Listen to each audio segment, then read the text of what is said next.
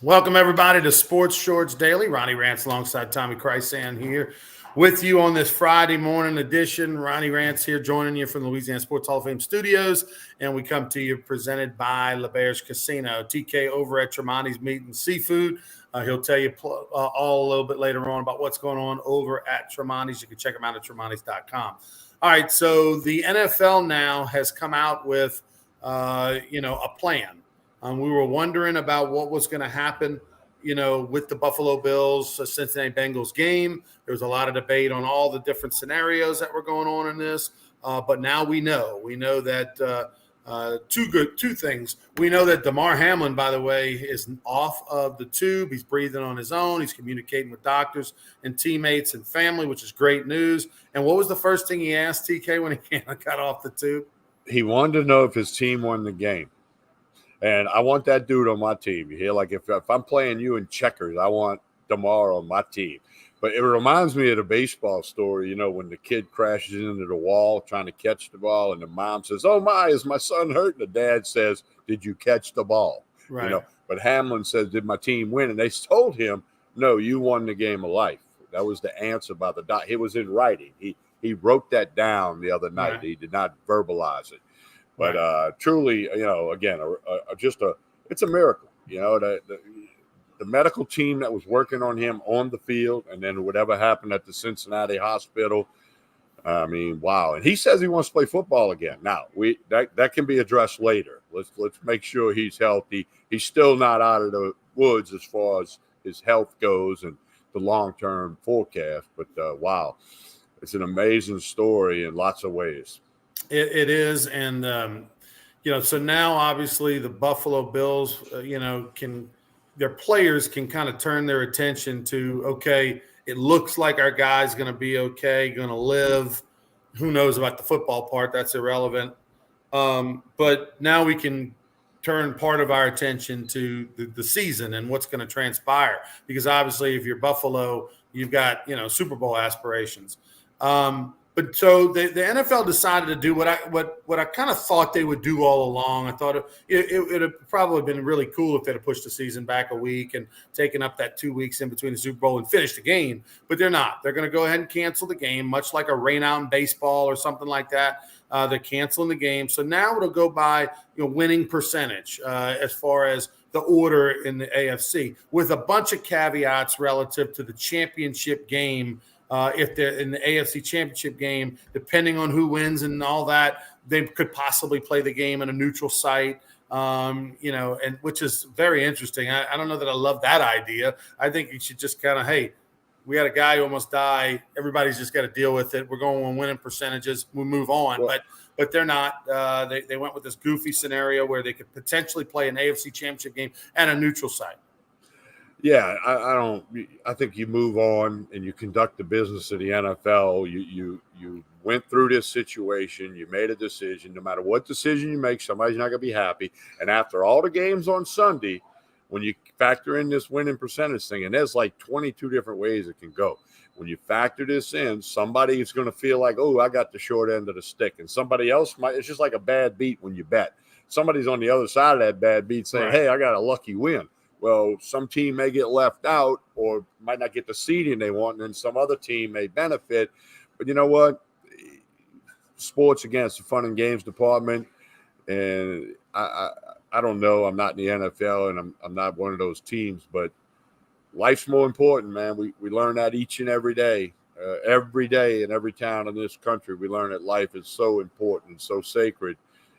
Don't just get over it. Move on in the best way you can. Doing business. The NFL is a business. Move on.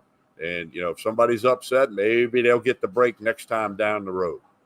There's so many different scenarios as to what they're going to try to do in the playoffs. You'll have to just read it for yourself. But we do know this, right? Obviously, DeMar's doing much better. That's good. And we know that the NFL is going to go cancel the game and going on winning percentage. And then today they're going to finalize all the different, have finalized. You just got to figure it out, all the different scenarios. As you mentioned, 20 plus scenarios that this game could affect, all the different scenarios in the playoffs. So if you're the Buffalo Bills, Tommy, and for that matter, the Cincinnati Bengals. I mean, the Cincinnati Bengals, were affected by they were going through a lot of the same emotions that Buffalo was going through that night. He's been in Cincinnati recovering in the hospital, so that it's all you hear about on radio and TV. Their season was paused from a standpoint of like, well, what does this mean? What are our playoff home field and this, that, and the other? So both franchises were very much affected by this. Obviously, Buffalo much more severely than Cincinnati.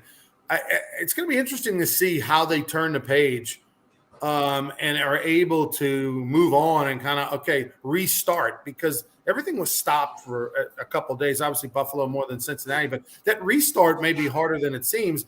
And quite frankly, from a perspective of which team benefits or from a competitive standpoint, Kansas City Chiefs are really the winner in this thing, right? They're the ones that are up there, up at the top, battling Buffalo, battling Cincinnati for best team in the AFC.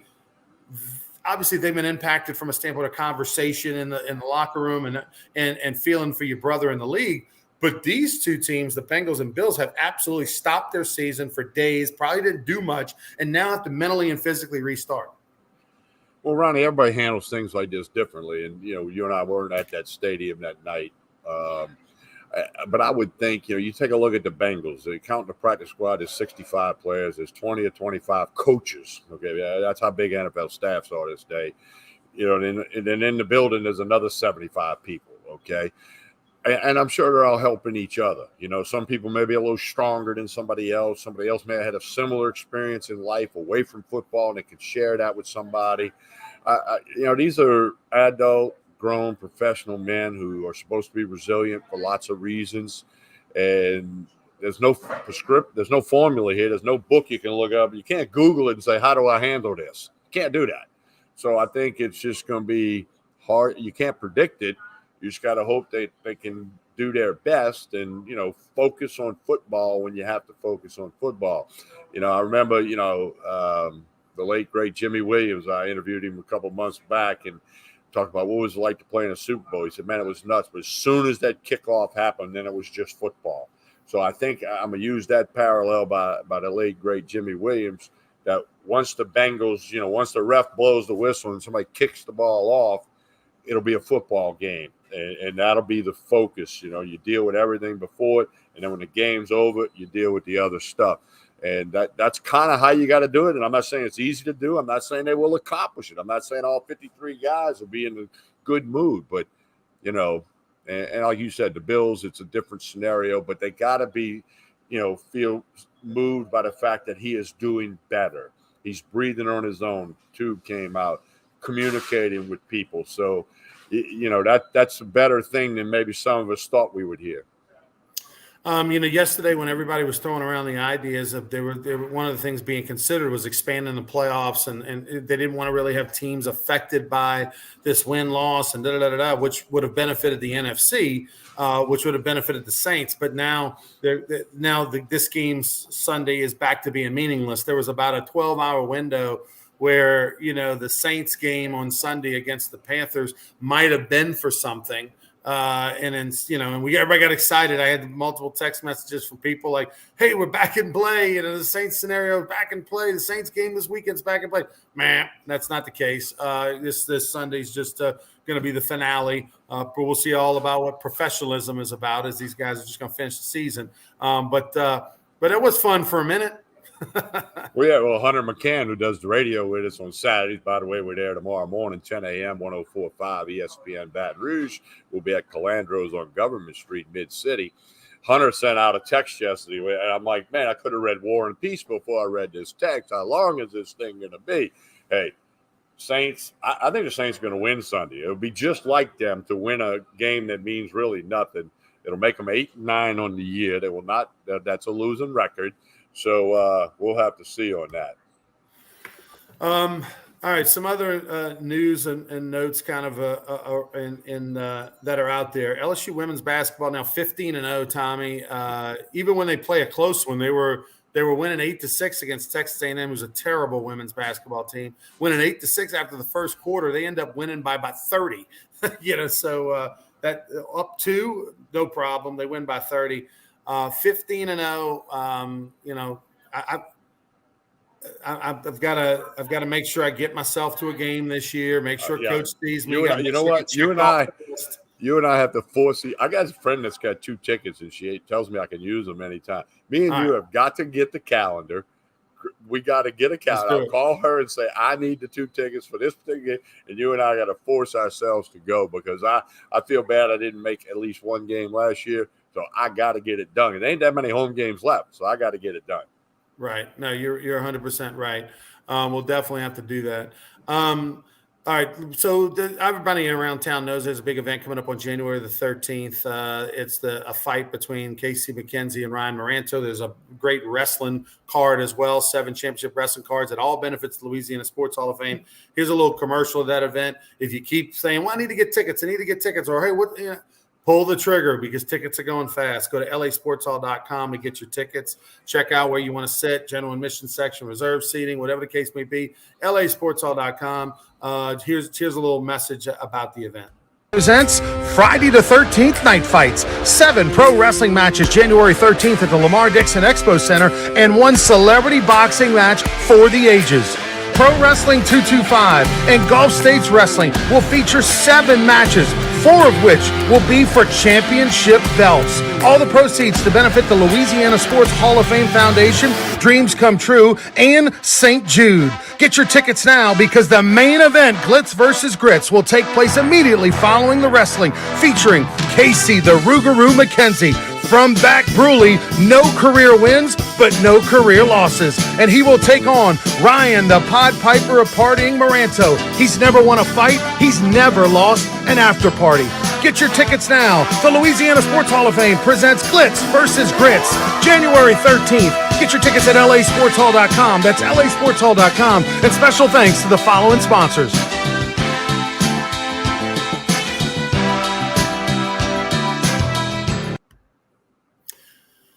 You know what's funny about that, Tommy, is that, I just got a phone call and people are discovering this event, daily. I got a phone call from a friend of ours, Doug Thompson, this morning, who just realized yesterday what was going on. He's caught up and watched all the documentary videos of this fight, which we got 2 more that are going to be coming up next week. And he's just blown away at what's happening. He's like, is this real? He's like, yeah. He's like, this is the greatest thing you've ever done. These videos are amazing. I love it. So he's like, I got to get tickets. I'm like, yep, lasportshall.com. So anyway, we urge folks. And look, fun for the family. Like I had someone ask me yesterday, hey, can you bring kids to this event? Absolutely. There's going to be a good number of kids that'll be there. Kids love the wrestling portion and stuff. So they bought 4 tickets and going to be bringing their kids. So definitely join us next Friday, the 13th. There's really nothing going on.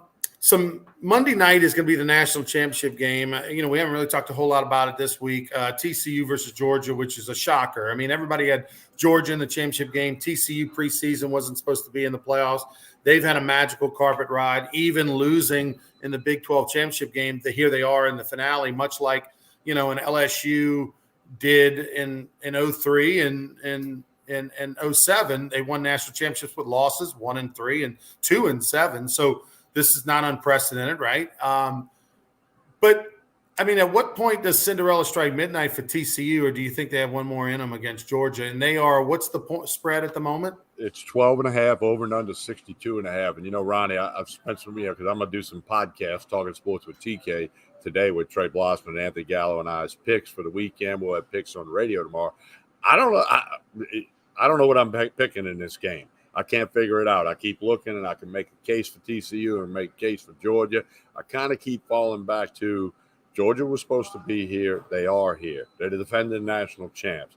Kirby Smart wins another title, and he puts himself up higher on the totem pole than he already is. And I don't know. You're giving Kirby Smart and that team a chance to prepare. Sonny Dykes, they're swimming in the deep end of the pool after the shallow end, and I don't know what's going to happen before 12.5 points before the game starts. I don't know. I think that number's going to come down. So those of you that like to watch that movement, keep an eye on it, because if you're liking TCU and the points, you might want to get it now, because I don't think it'll be 12.5 at kickoff. Now, I'm not saying it's going down to 7 or 8, but it's going to move around a little bit, in my opinion. And, we watch this stuff. We talk about it on Sports Shorts Radio. We talk about it here on Sports Shorts Daily. But, man, if I had to say something today, you got to like Georgia because they're supposed to be there. But I am not 100% sure of what I'm doing. Over under 62.5. Is that what you said? Yes. See, I like the over in this one as the safer bet because look at and I think I like the over and I like Georgia and I say that because when Michigan played, they had a ton of they gave points. They gave points to TCU. And left points out there. As many points as Michigan scored, they gave 2 gifts and they left 0 points out there twice on inside the 2-yard line. That just doesn't happen. So that said, I think Georgia's offense is going to be able to get what it wants against TCU, and so I think they're going to score another 40 points. The question is, can TCU catch up? And, can they catch up enough to cover? That's a different conversation than, can they catch up enough to push the over? So I think TCU is going to get theirs. Georgia's defense didn't look good in the SEC championship game against LSU. It didn't look good in the playoff game. Well, and I was in this discussion yesterday. Ohio State, Ohio State looked at the LSU-Georgia film from the game in Atlanta. Mm-hmm. They ran some of the same exact plays, same formation, same play. I'm sure TCU is looking at that same film thinking, okay, LSU threw for over 400 yards on these guys. We got Duggan. We got 2 really good receivers and a tight end. They're going to run some of the same formations and plays that LSU ran to try to affect Georgia. Now, of course, Georgia knows this too. So they're going to flip it around and prepare, and they're going to have the pre-snap look, and then it's going to be something else after the ball snapped. And can Duggan adjust to that? That's a key here. We're getting deep in football terminology here, but that's the way it is. And so that's part of what's going on here. But last weekend I picked the under on radio in both games. Of course, I was cooked in the second quarter in both games. But I don't know. You like the over? I like what you just said. Georgia's going to have 40 or 42. But can TCU get more than 20? That's the question. Ooh, I think for sure. Yeah, really? See, I don't. This is Duggan. Not okay, Georgia. Duggan can move, but he don't move that good. This is not the Georgia. He doesn't move defense. as good as the kid from Ohio State. This is not the Georgia defense of last year. Of last year. No, right? It's not. That's a good point. And they haven't been that way this entire year. So look, I think can TCU score between 20 and 30 points? In my opinion, absolutely. And Georgia, I think, is going to get theirs. I think Georgia can handle the physicality of TCU's defense, which seemed like it caught Michigan off guard, but Michigan had no trouble moving the football. They were just their own worst enemy. I do think Georgia is the better team than TCU, and I do think that the semifinal game possibly was even like a little bit of a wake-up call. I thought they probably thought we're at home. This is the 3rd time in this building this year. We're going to roll, and they found themselves in a battle. But now they've been battle tested. They've got the veteran quarterback who doesn't get rattled and all that kind of thing. I just think this is Georgia's, time. The glass slipper. Like TCU lost to Kansas State, so Georgia's got tape to go look at. And oh, by the way, TCU should have lost other games. They had a horseshoe, and so I just think the horseshoe's gonna, it's not gonna stay in there this time around. Georgia deserves to be there. They're the better team. Right. And so I'm gonna take the over. When I worked with Dave, the meat man in Vegas, he used to always say, at a game like this, you decide in your mind who's the better team. Then you either lay the points or take the points. Right. If you think Georgia's a better team, you lay it if it's 17. If you think they're better, okay, that's a way to look at it. Not foolproof, but it is a way to look at it. So I don't know. We'll have some fun with it on the radio tomorrow morning. Sports Shorts Radio, 10 a.m. to 12 noon on 104.5 ESPN Baton Rouge. We'll be at the Calandros in Mid-City on Government Street, right across from the closed Wooden Haven Furniture, not open till January 11 at Wooden Haven Furniture. So we'll be across the street with Sports Shorts Radio tomorrow morning. We got Derry and Joel going to join us tomorrow. Yeah, Derry's going to be with us hour number 2. Joel's on a ski trip, and Hunter McCann will be there with us for the 2 hours. By the way, the NCAA is still open for business. I know it seems as if they don't exist because they're surely not doing anything when it comes to transfer portal, NIL, policing, blah, blah, blah. But they are investigating Michigan. I don't know if you've seen this. Jim Harbaugh, of course, being investigated for potential contact with recruits and whatnot during the COVID-19 the blackout period, and also didn't cooperate extremely well with investigators. I know that's not a shock. If anybody's tried to interview Jim Harbaugh, you know that. And look, I've told this before. It's been a statute of limitations. It's been a while, so I'll tell it again. I had a Jim Harbaugh story. If he seems like a weirdo on TV, if he streams like a strange cat, he is in real life. And back in 1990, it was 1997, Tommy, January, February 1997, when the Super Bowl was in New Orleans, Patriots, Packers.